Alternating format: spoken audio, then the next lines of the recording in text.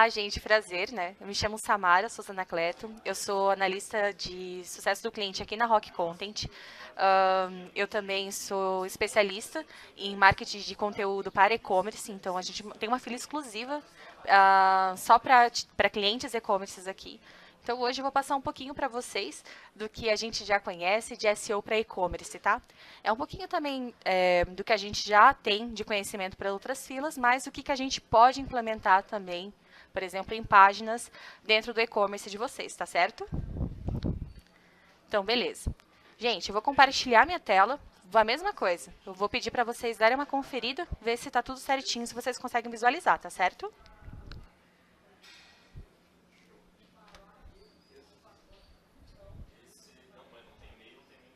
Vocês conseguem visualizar minha tela, gente? Show de bola, perfeito. Então, vamos lá.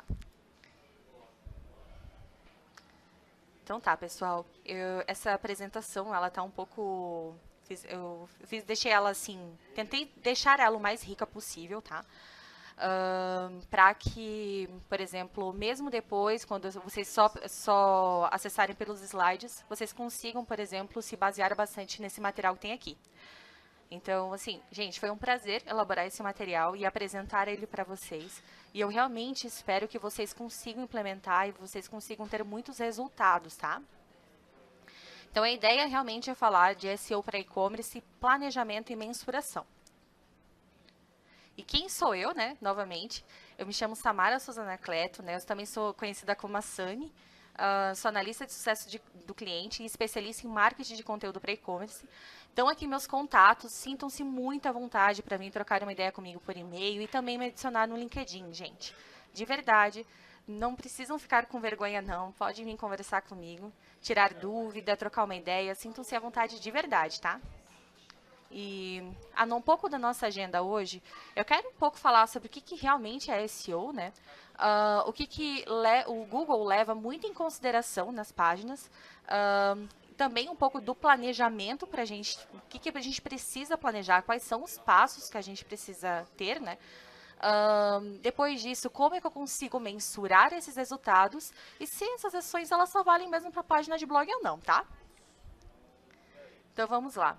Vou começar falando um pouquinho sobre o que é SEO. Muitos de vocês já sabem um pouquinho, né? Mas eu vou traduzir para vocês também. O SEO ele significa otimização para mecanismos de busca. Ele é um conjunto de técnicas de otimização para sites, blogs e páginas na web. Então, essas otimizações, elas visam alcançar bons rankings orgânicos, ou seja, orgânico mesmo, gente. A gente está falando de conseguir não ser mídia paga, sabe? Não ser, por exemplo, o Google AdWords. A gente está falando realmente de autoridade, tá? Gerando autoridade e tráfego para o site ou blog, certo? Tranquilos? Ah, é verdade. Então tá, gente, perfeito.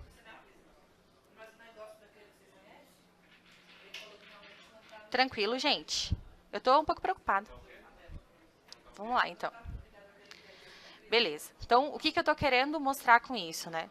Porque quando a gente vai no Google fazer a busca por marketing digital, o que a gente encontra? A gente encontra, são 4 anúncios pagos, né? Um da Udemy, MicroBR, também o pessoal do Érico Rocha e SAS. A ideia é que a gente não apareça nessas mídias pagas, mas sim que a gente apareça organicamente, sem anúnciozinho. Então, hoje, quem está em primeiro lugar para marketing digital é a Rock Content, tá? É o blog de marketing de conteúdo, que, por sinal, indico muito para vocês sempre darem uma conferida nos conteúdos. E a gente também gera conteúdo para e-commerce. Mas vamos lá. Então, o que o Google leva muito em consideração, tá, gente? Mas antes disso, eu tenho que explicar um pouquinho do que é o Googlebot, né? Algumas outras pessoas chamam eles de crawlers. Basicamente, assim, explicando de uma forma bem... Como é que eu posso explicar? Bem resumida.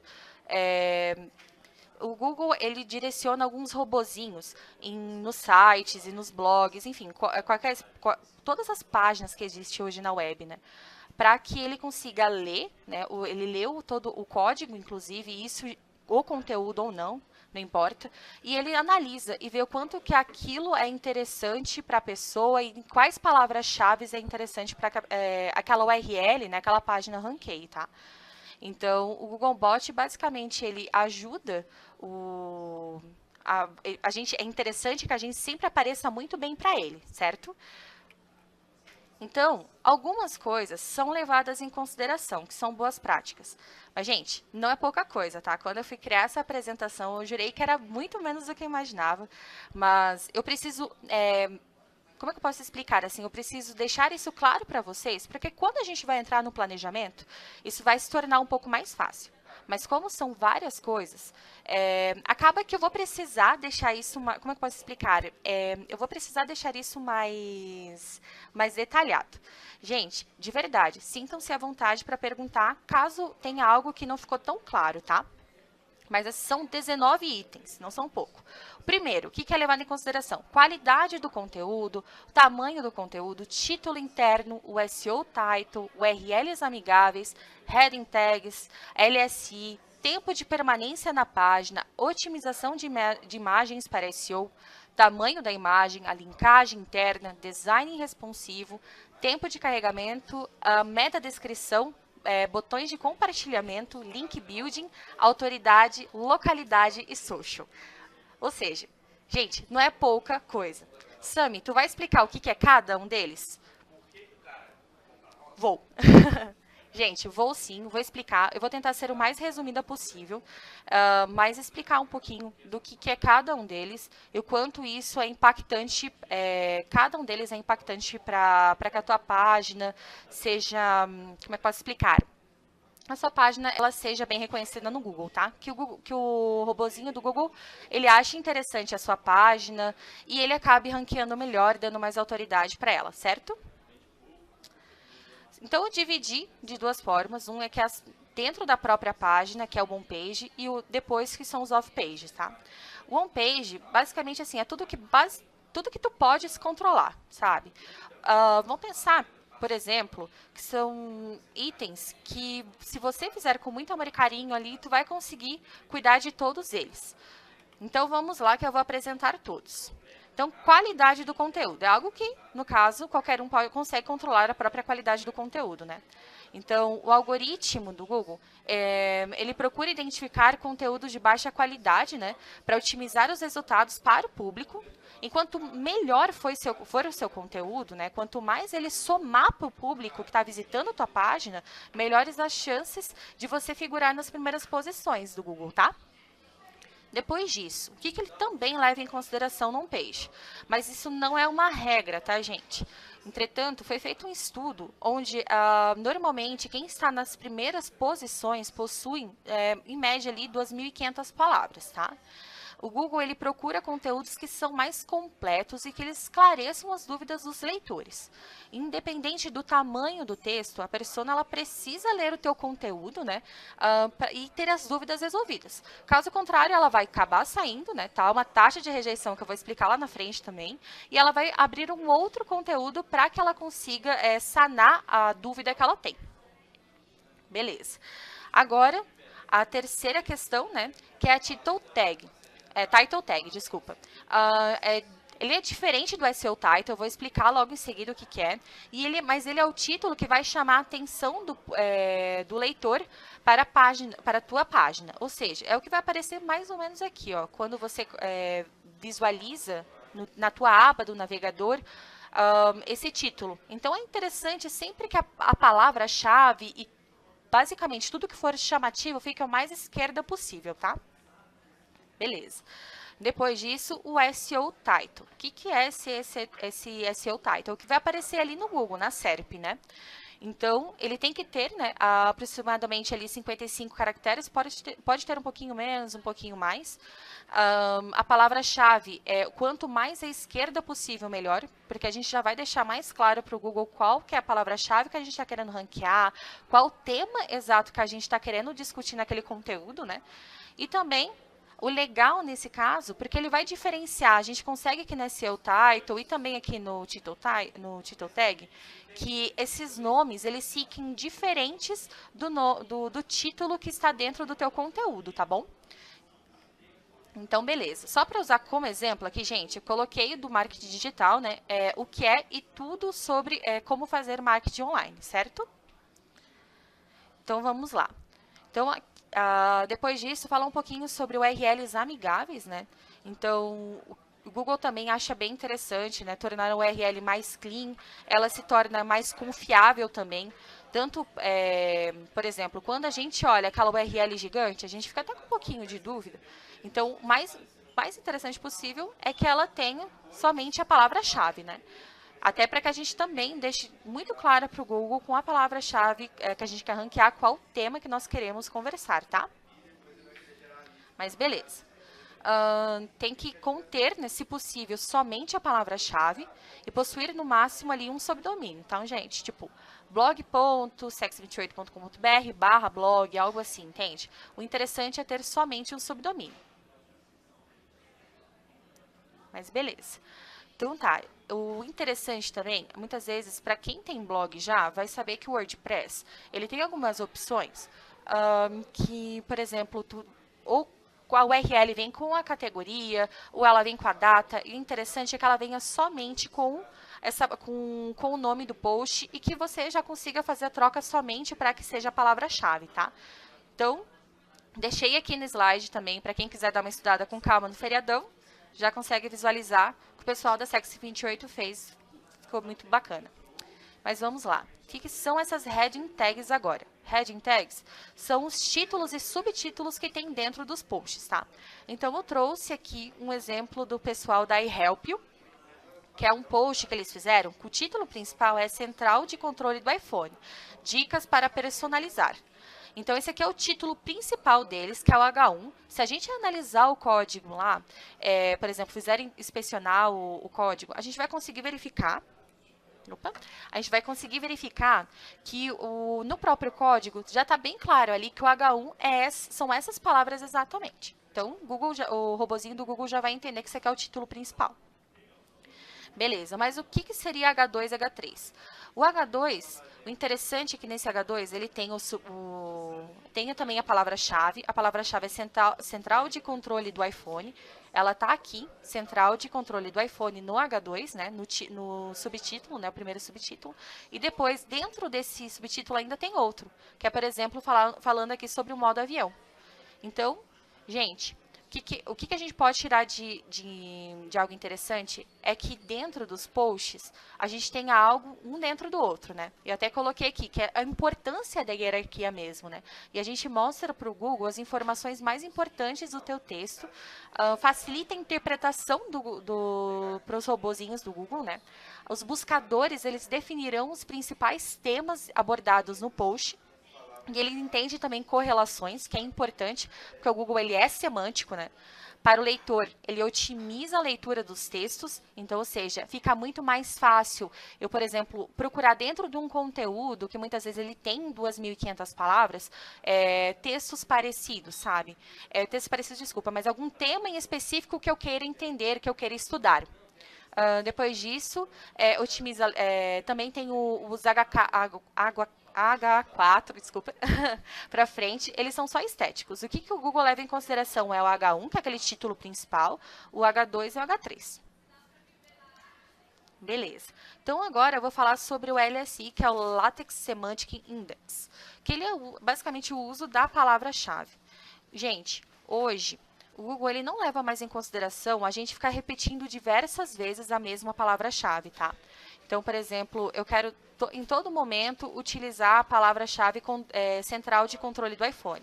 O Google não leva mais isso em consideração. O que ele leva em consideração se a gente está falando palavras parecidas. Eu vou mostrar um pouquinho mais para frente, tá? Ele leva em consideração também a qualidade do conteúdo, o foco na intenção do leitor, ou seja, muitas vezes a gente quer vender alguma coisa, quer vender algum produto, mas será que faz sentido para o leitor? Então, a ideia é muito mais a gente ir em cima da dúvida da persona do que muitas vezes a gente querer vender diretamente algo nosso, tá? Então, é importante que a palavra-chave ela apareça no princípio do conteúdo, né, para o robozinho do Google ele já começar a perceber do que a gente está falando no tema proposto, mas que a gente não exagere muito nisso. Não quer dizer que o Google ele queira que essa palavra seja repetida várias vezes, tá? Então, por exemplo, para a gente ranquear com a palavra marketing digital, que normalmente, antigamente, acontecia? O tema tinha palavras-chave assim, principais, como internet, online, tinha marketing digital dentro dele, computador, conectividade. Mas, assim, não tem correlações entre esses conteúdos, sabe?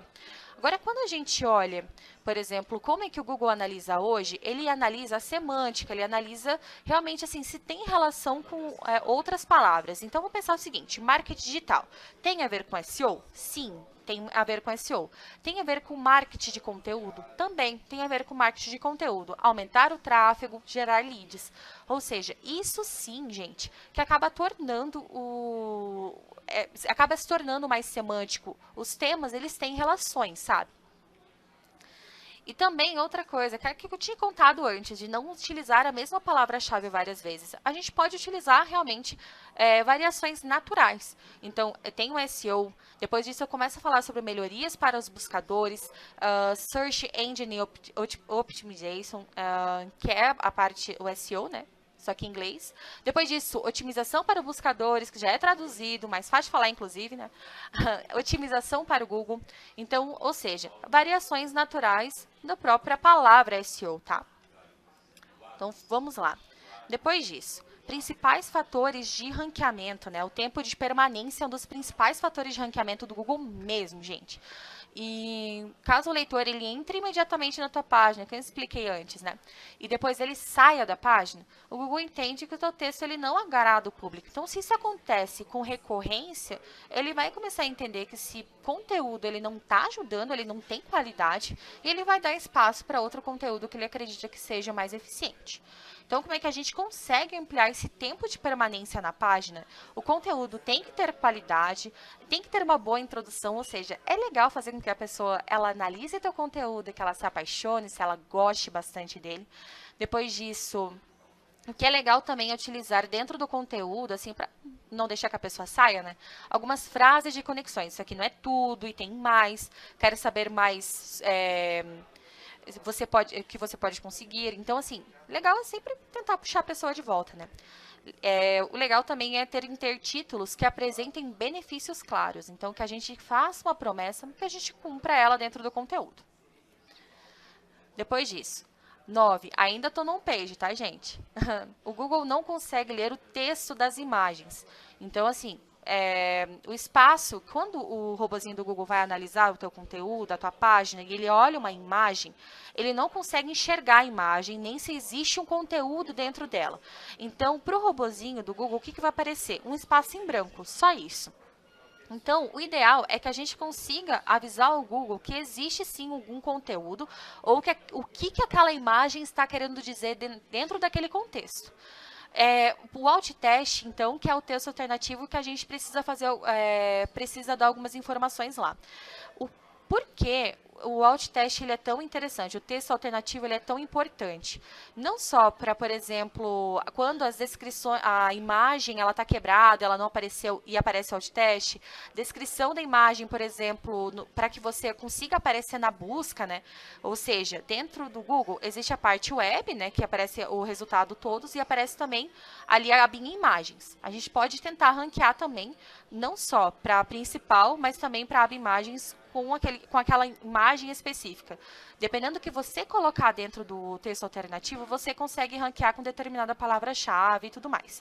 Mas uma das coisas mais importantes que eu percebo quando a gente fala sobre texto alternativo são os leitores de tela. Algumas pessoas hoje elas têm deficiências visuais. Então, quando a gente coloca algum texto e essa pessoa utiliza alguma forma de, por exemplo, alguém ler aquele texto, né?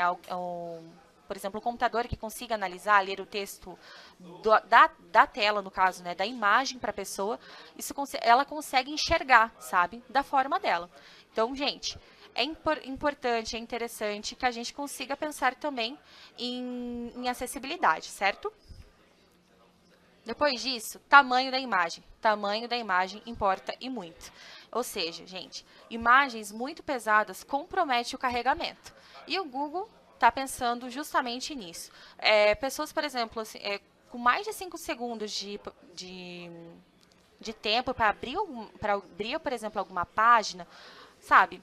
a gente já sabe que a tendência da pessoa a desistir e querer sair é alto. Então, o ideal, principalmente página de blog, página de e-commerce, é que a gente tenha imagens assim com tamanho otimizado, tá? E, inclusive, o tempo de carregamento, ele é um baita dos fatores de ranqueamento no Google, tá? Linkagem interna.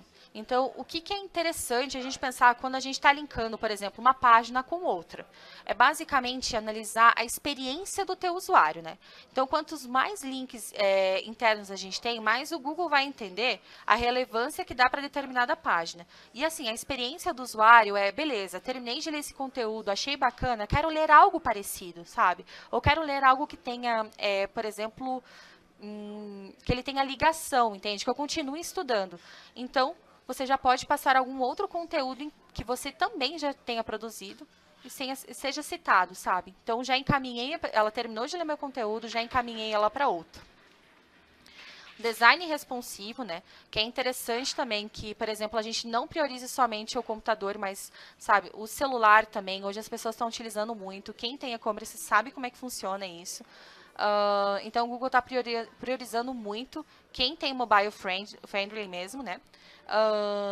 E sem uma página amigável, o Google pode não posicionar bem o conteúdo. De verdade, já vi muita gente que não tinha mobile friendly e não conseguiu ranquear com bons ranqueamentos, tá? Então, vamos lá. Ainda estamos on page, gente. Tempo de carregamento. Hoje em dia, as pessoas não querem mais esperar 3 ou 4 segundos para uma página carregar. Já tinha passado isso antes, a questão das imagens, né? Então, um link que eu deixei aqui disponível para vocês, que depois vão querer ver esse conteúdo, vão baixar a apresentação, eu deixei o link aqui do PageSpeed, para que você consiga depois colocar, por exemplo, a tua URL do blog, a tua URL, por exemplo, do e-commerce, coloca ali para ver, por exemplo, se o Google analisa você, por exemplo, seu site é muito pesado, e aí você já consegue pensar, por exemplo, em formas de melhoria, tá? Metadescrição. E apesar disso não ser um fator de influência diretamente no ranqueamento, ou seja, o robozinho do Google ele não chega a analisar isso, a metadescrição ele é um código, né, uma função de explicar para o usuário qual o conteúdo está sendo abordado. Ou seja, a gente consegue chamar a atenção da pessoa lá no Google, não somente com um título, mas muitas vezes com uma descrição que seja interessante e faça com que a pessoa queira entrar no nosso conteúdo, né? Então, é legal, sim, utilizar a palavra-chave, resumir e induzir, né, o leitor a entrar no teu conteúdo. O legal é que ele tem aproximadamente ali uns 150 caracteres, não usar um pedaço, por exemplo, da introdução. Muita gente, vou utilizar um pedacinho da introdução. Não, gente, vamos fazer uma promessa para a pessoa, uma promessa que o nosso conteúdo ele cumpra, sabe?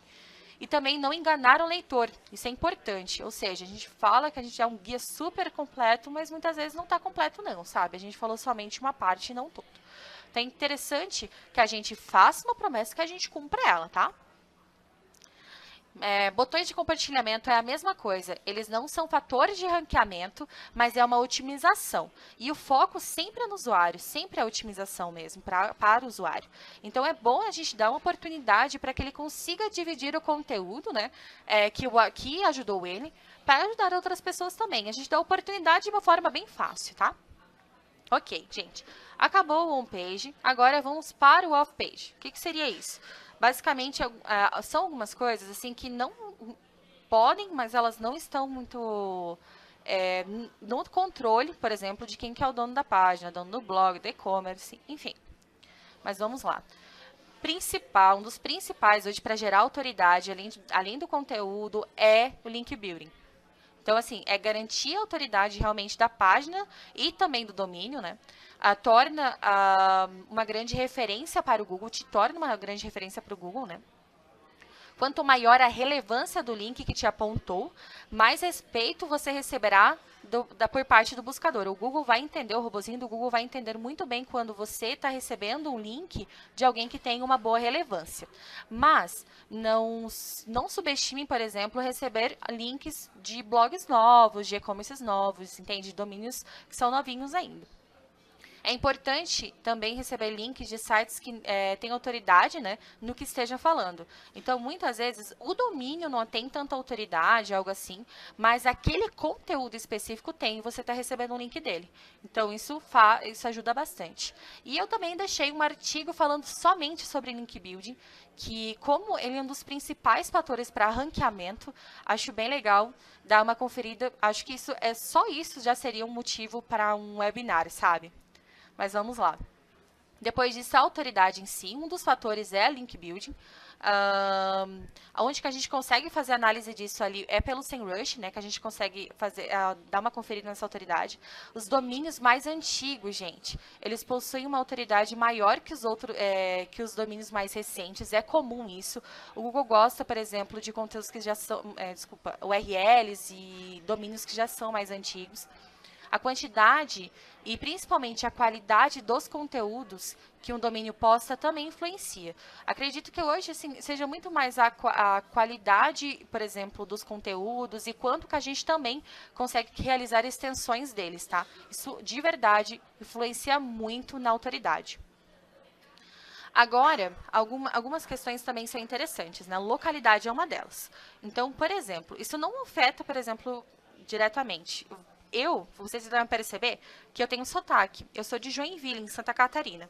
Então, quando eu morava lá, sempre que eu procurava marketing digital, o que aparecia em primeiro lugar para mim era um artigo do RD, porque o pessoal do RD fica lá em Floripa. Agora que eu me mudei aqui para Minas Gerais, moro em Belo Horizonte para trabalhar na ROC, o que acontece? Sempre que eu faço a busca, e quando eu também fui para São Paulo, sempre quando eu faço a busca para marketing digital, aparece a ROC em primeiro lugar. Então, o Google leva muito em consideração também quem está mais perto, tá? Então, a localidade, ela influencia diretamente no SEO. O Google procura te apresentar resultados de acordo com a localidade e ele identifica que o seu posicionamento sempre procurará resultados assim que sejam mais acessíveis, sabe? E também o social, o engajamento, né, e as menções nas redes sociais, elas influenciam nos rankings do site. Então, o Google está de olho em como as pessoas têm engajado no conteúdo mesmo, principalmente ali no YouTube, por exemplo, né, que é dele mesmo. Você ganha autoridade e o Google verá o seu post se ele agrada realmente os usuários ou não. Então, gente, não subestimem as redes sociais, tá? Mas vamos lá. Terminei. Falei agora um pouquinho sobre fatores para SEO, né? E agora está no momento da gente começar a planejar, tá? Então, uma delas é que a gente cria a nossa persona, é importante, é indispensável que a gente crie a persona. Pesquisa de palavra-chave também é importante, interessante. Análise da página de resultados do Google para a palavra-chave principal. Análise dos concorrentes também, que é importante. Análise do homepage e também análise de links. Então, vamos lá, né? Agora, na parte de planejamento mesmo. Então, antes de qualquer coisa, é necessário saber para quem que a gente está escrevendo. Então, beleza. Estou aqui criando um conteúdo, mas para quem que eu estou fazendo esse conteúdo, sabe? Ele vai ser, por exemplo, para uma mãe, vai ser para uma professora, ou vai ser para, por exemplo, para um pai de família. Para quem que a gente está fazendo esse conteúdo mesmo. Beleza, então a gente cria uma pessoa fictícia mesmo, né? Então, para essa pessoa fictícia, a gente precisa criar, por exemplo, uma descrição para ela, né? Um nome, uma idade, uma breve descrição, quais objetivos, quais problemas que ela enfrenta, como é que o conteúdo vai ajudar e como a loja e o teu produto também vai ajudar, que é importante saber. Beleza. Depois disso, a gente faz a pesquisa de palavra-chave, né? Então, a missão é prever o comportamento da persona, ou seja, a gente analisa o que ela pode procurar em cima dos objetivos dela, em cima dos problemas que ela enfrenta. E depois, depois de identificar, a gente depois que a gente identifica os problemas, torna muito mais simples, né?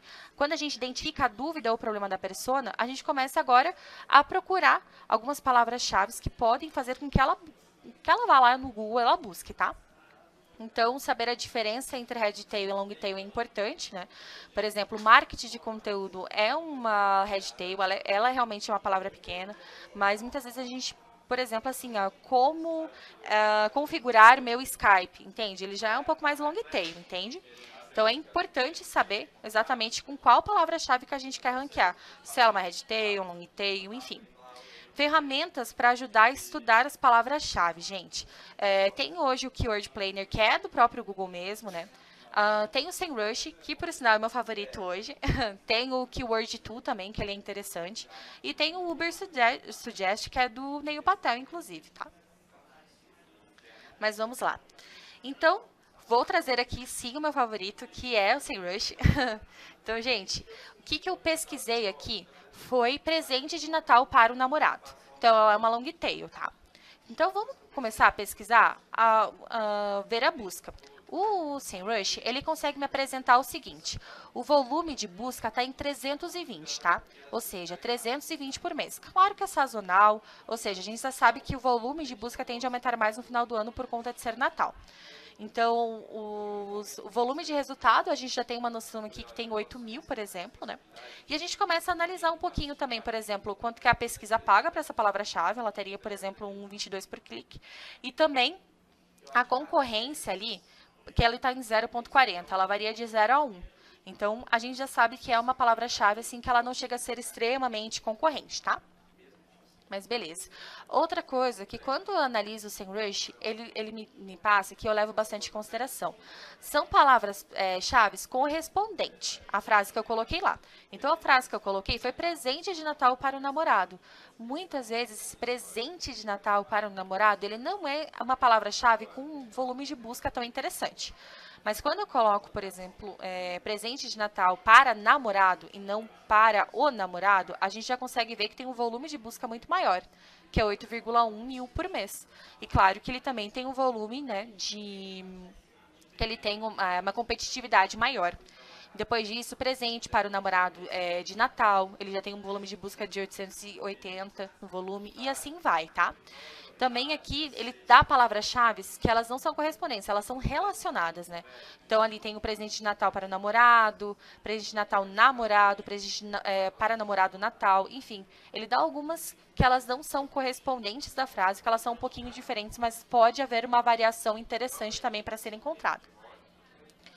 Depois disso, gente, análise da página de resultados do Google para a palavra-chave principal. Então, em uma planilha, o que é interessante fazer?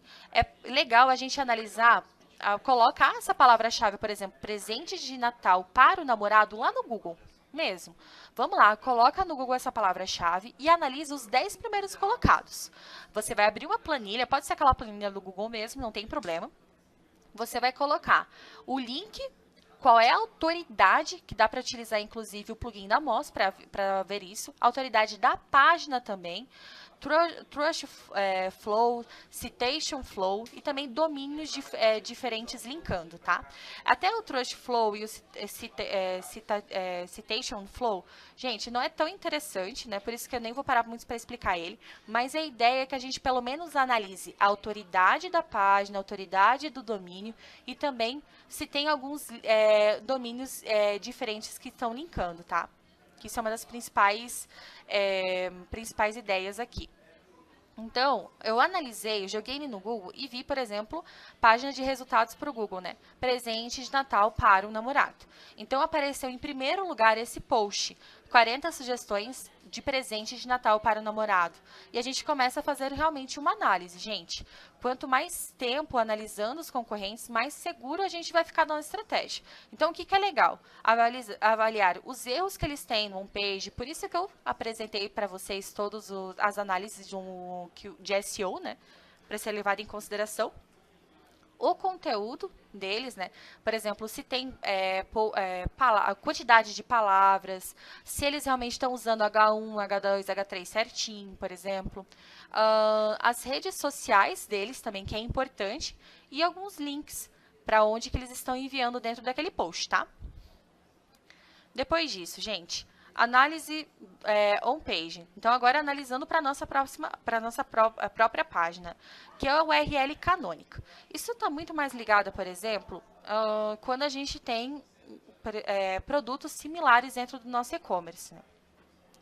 Por exemplo, dentro do e-commerce, vamos pensar que a gente hoje tem, sei lá, são 3 óculos muito parecidos, né? São 3 Ray-Bans, por exemplo. Então, todos eles vão receber praticamente a mesma descrição, né?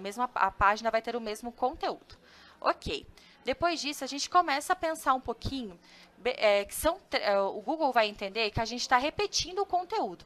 Então, a gente precisa avisar dentro do Search Console qual dessas URLs vão ser a principal, para que o Google não analise os outros dois que estão copiados. Então, a gente avisa lá no Search Console qual que é a URL canônica, ou seja, qual que vai ser o conteúdo que vai ranquear para aquela palavra-chave, tá?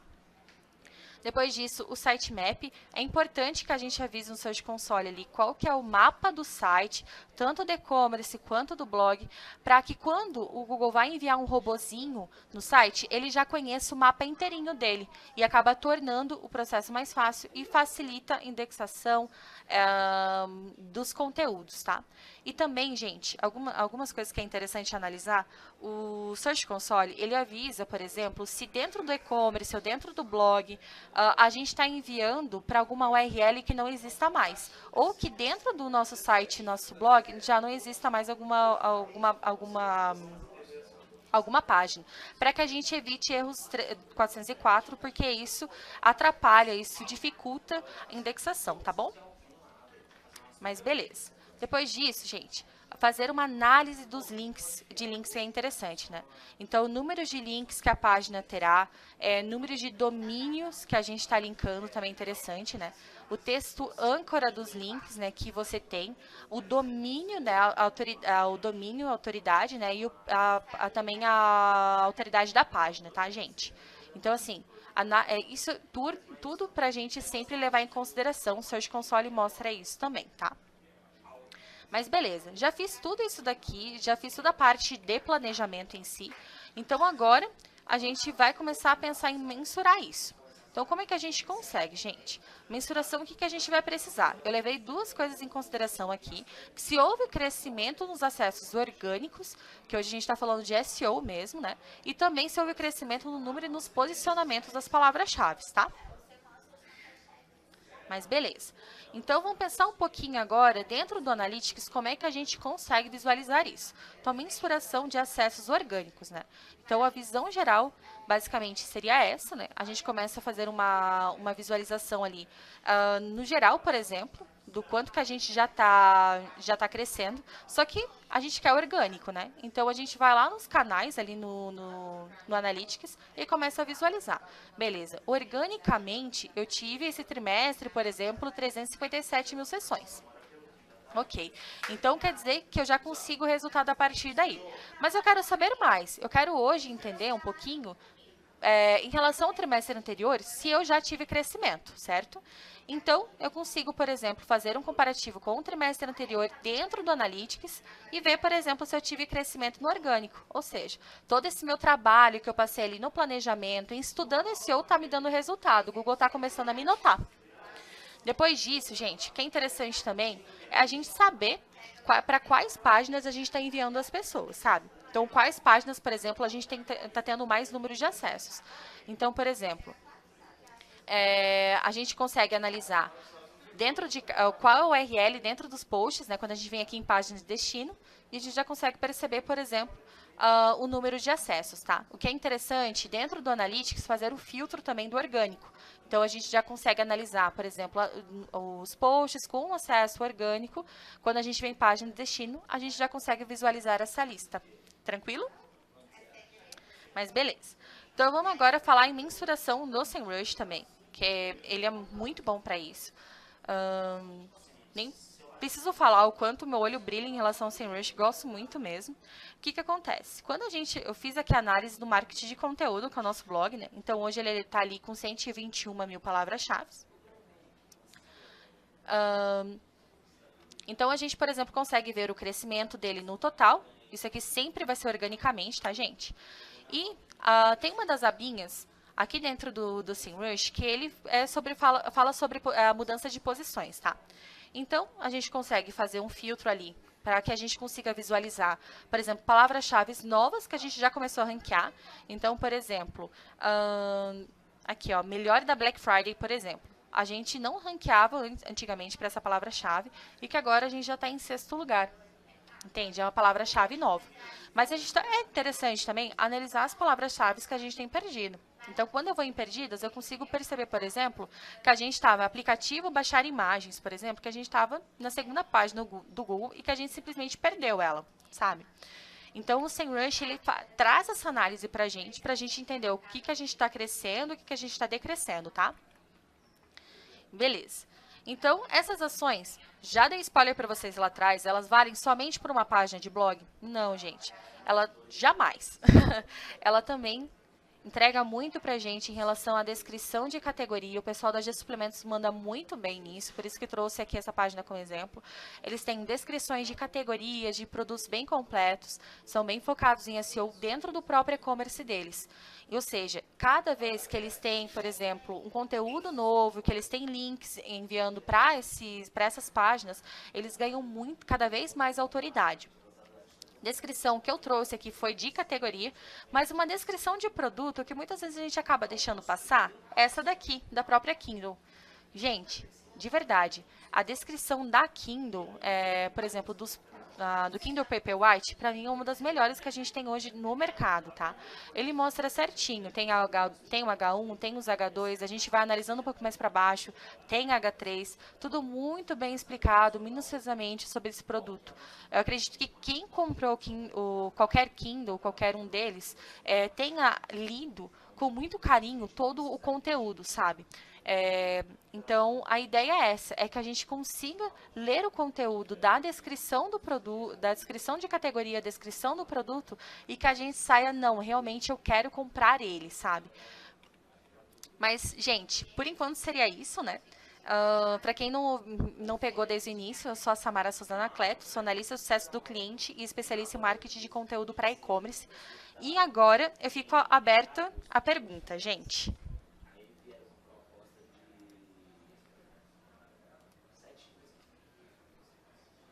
Só um segundinho.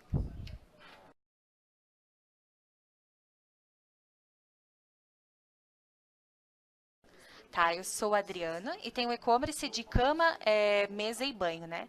A Madrigal Enxovais. Gostaria de saber mais sobre meta tags, meta descrição e palavra-chave, quais as suas diferenças.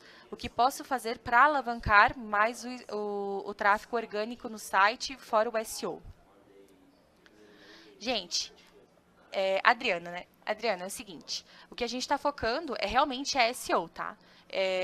Para que a gente consiga alavancar para que a gente consiga alavancar boas práticas de SEO, que vão te ajudar realmente a alavancar melhores resultados no Google, tá? Deixa eu dar uma conferida aqui. A questão, por exemplo, tinha comentado, né, de meta tags, meta descrição e palavras-chave. A palavra-chave, o que é? Eu não sei se eu já te respondi ali depois na apresentação, mas a palavra-chave é a palavra exata que a gente quer ranquear.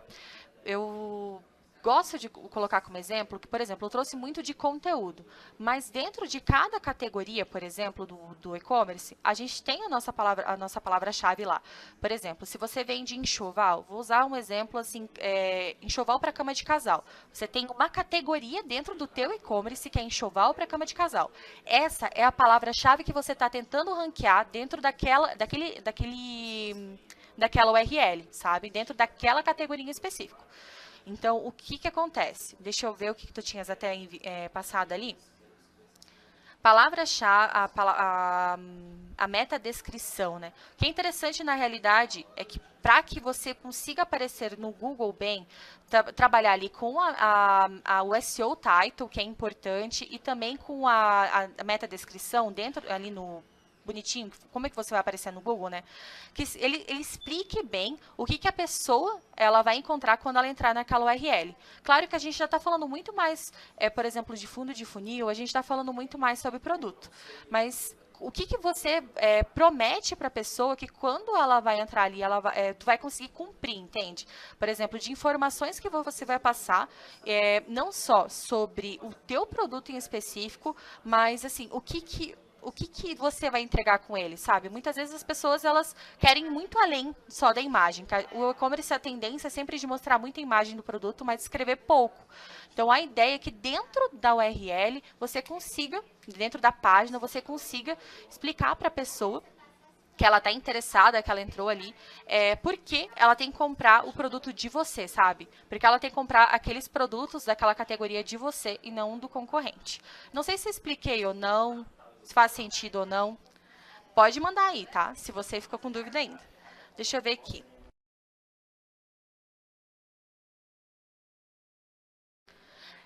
Meta tag, description, SEO title. Não, gente, tem uma diferença, tá? O que que acontece? Tem ali a diferença, que eu até mostrei mais pra frente. Deixa eu até tentar encontrar aqui de novo. Só um segundinho. Aqui. Então, gente, o que que acontece? Isso daqui por exemplo, só para mudar no código em específico. Ah, tá, eu tenho que compartilhar a tela de novo. Então tá, gente. A title tag é basicamente para que você consiga mostrar o conteúdo. Você consiga, por exemplo, entregar alguma promessa para a pessoa aqui, entende? Incluindo, tem que ter a palavra-chave, tudo certinho, mas não é exatamente a mesma coisa, tá? Quando a gente vem no SEO Title, já é o que, que a gente está como é que a gente está aparecendo no Google. Aqui ele está até com a mesma informação, né, com o mesmo texto, mas dentro do código dá para mudar. Faz sentido mudar? Se gerar muito trabalho, gente, não precisa, tá? Pode utilizar mesmo assim, até porque o número de palavras, por exemplo, que a SERP ela limita ali é de 55, 60 caracteres, né? Então, muitas vezes a gente pode utilizar essa mesma quantidade de palavras-chave, quantidade de caracteres aqui. Então, pode ser a mesma assim, tá, gente?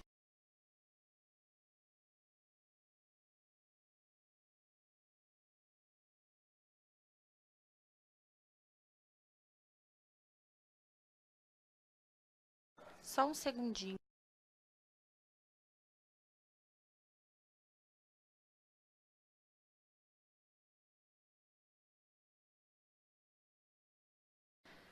Não tem tanta diferença, tá, gente? Subdomínio ranqueia melhor que a subpasta. No caso, seria a diferença entre blog ponto e barra blog. Não, gente, não tem tanta diferença assim, principalmente dependendo do domínio. Acho que, por exemplo, a autoridade do domínio, né? Quem tem autoridade, por exemplo, quem é muito novinho, talvez sinta um pouco a diferença. Por exemplo, a URL seja muito nova, acabou de abrir o e-commerce, já está abrindo, por exemplo, um blog ponto, talvez sinta um pouco a diferença. Mas isso é o tempo, com o tempo você já vai ganhando mais autoridade, então não vai ter tanta diferença do blog ponto para barra blog não, por exemplo, tá? Não sei se consegui responder isso. Deixa eu ver outra aqui, gente. Vão ter, a Laísa, né? Laísa, vão ter sim acesso aos slides. O que, que eu vou pedir? Envia um e-mail para mim ali, né? samara.souza@content.com, que eu envio sim, tá? Com muito amor e carinho, fica tranquila. Deixa eu pensar mais.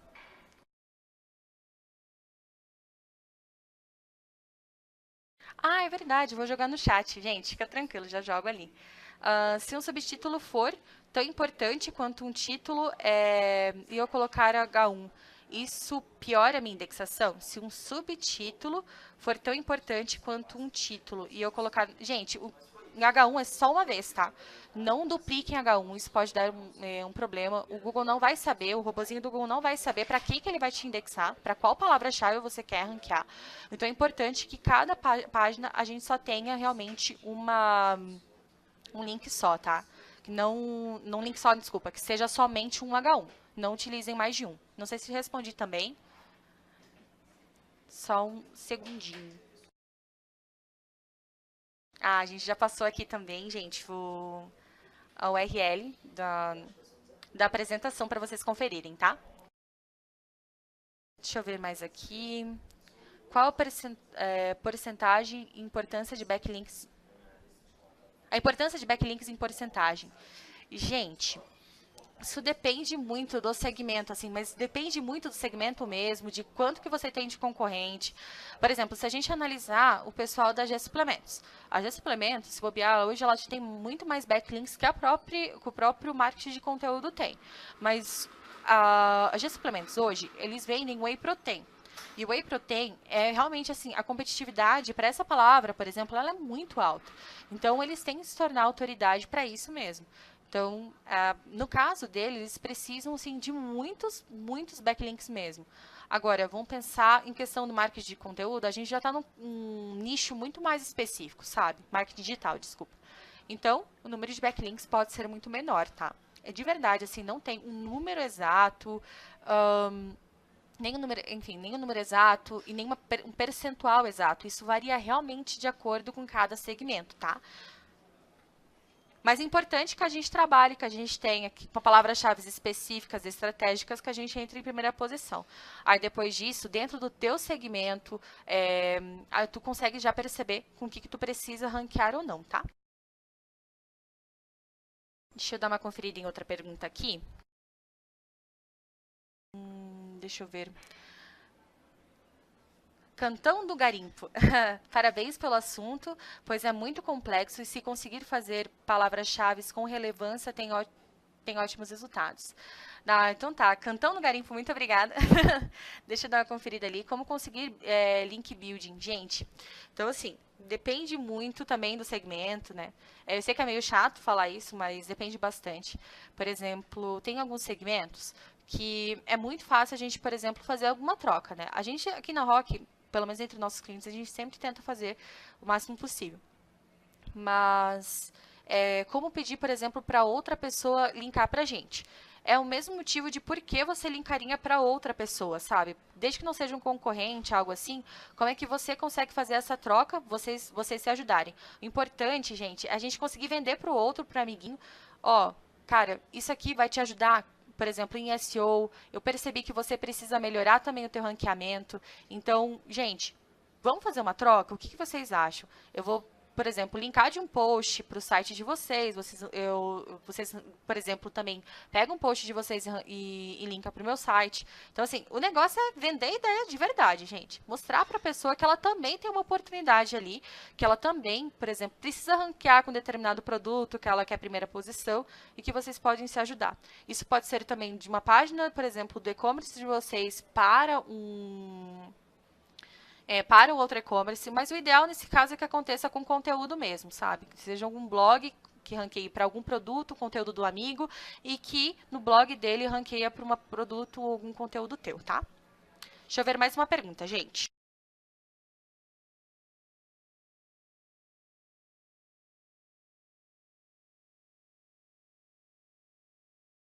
O SEMrush leva em consideração a sazonalidade do site ou ele tenta normalizar o tráfego para vermos o real crescimento orgânico?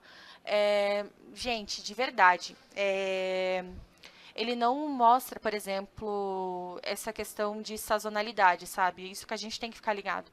Por exemplo, eleição. A gente teve as eleições agora, então muitas vezes nome dos de políticos apareceram muito mais, por exemplo, bem ranqueados, algo assim. Ou vamos até usar, por exemplo, datas sazonais mesmo, né? Porque no caso que a gente está falando, por exemplo, tem Black Friday agora, né? Dia 25. E também a gente já vai ter Natal. Então, assim, são duas datas sazonais. A gente sabe, por exemplo, que a busca, até, por exemplo, quando eu fiz a apresentação, ela estava muito mais baixa do que ela vai estar daqui a um mês, sabe? Em questão do Natal. Então, assim, o que ele mostrou para mim hoje, de verdade, não vai ser a mesma coisa que vai mostrar. Ele não consegue me informar, assim, Samara, essa palavra-chave, ela é sazonal, então, espera que mês que vem, pode criar um conteúdo agora, que mês que vem vai ter, a gente tem essa noção que ela pode ter tanto de busca. Ele não informa isso, sabe? A gente tem que ter, já tem que ter essa noção, por exemplo, que muitas vezes, só quando a gente passa que a gente entende, sabe?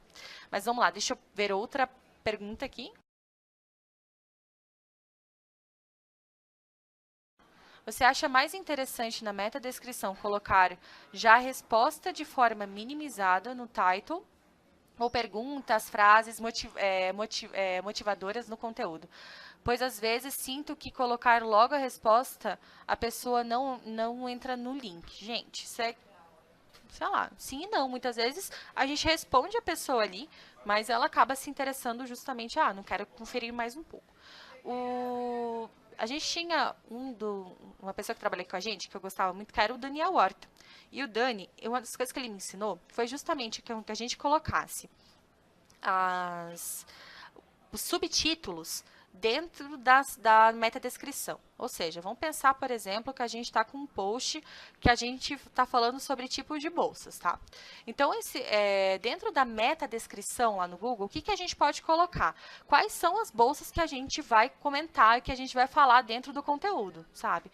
Então, por exemplo, tipo de bolsas que é tipo baú, ou, por exemplo, as que são listradas, são assim e tal. Dá para comentar, que são subtítulos dentro daquele conteúdo, tá? Então, dá sim para trazer essas, como eu posso explicar, algumas informações que tem, principalmente os subtítulos, os H2 que tem dentro dos conteúdos, trazer ali para a metadescrição para a pessoa já ter uma noção do que vai ser comentado. Mas sim, também pode fazer uma promessa. Assim, clica aqui, confira, não perca, algo assim, pode ser bem interessante, principalmente quando a gente está falando de e-commerce, tá? Deixa eu dar uma olhada em mais uma outra pergunta, gente.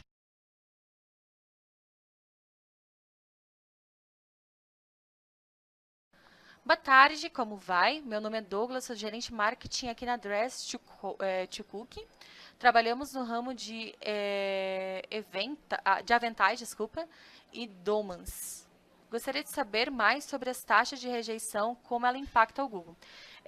Então, o que acontece? Em relação à taxa de rejeição, eu acho que eu não cheguei a falar muito sobre, mas a taxa de rejeição que o Google ele começa, por exemplo, a entender que você não tem você está sendo muito abandonado, a tua página está muito abandonada, principalmente do conteúdo, a partir de 90%.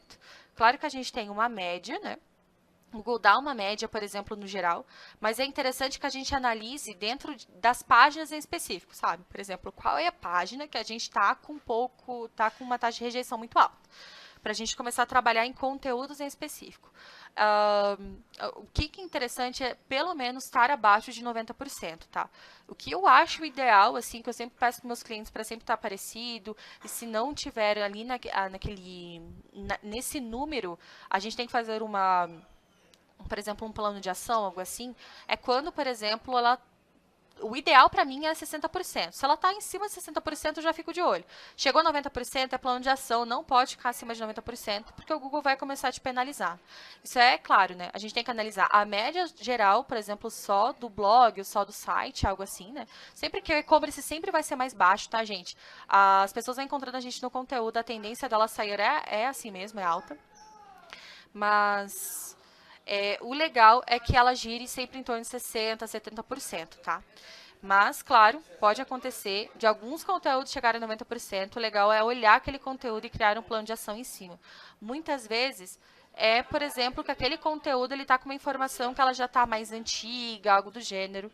Legal fazer um plano de ação em cima disso. Então tá, gente, o que acontece?